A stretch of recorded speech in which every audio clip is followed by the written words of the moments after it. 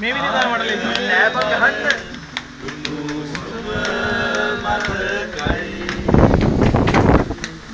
ඉරිසඳු කරු කැට පායන මිපොට ආදරයෙන් බැඳුනා මතකයි ලා ලා ලා ලා ලා සීලලොවක් දුටුවා මතකයි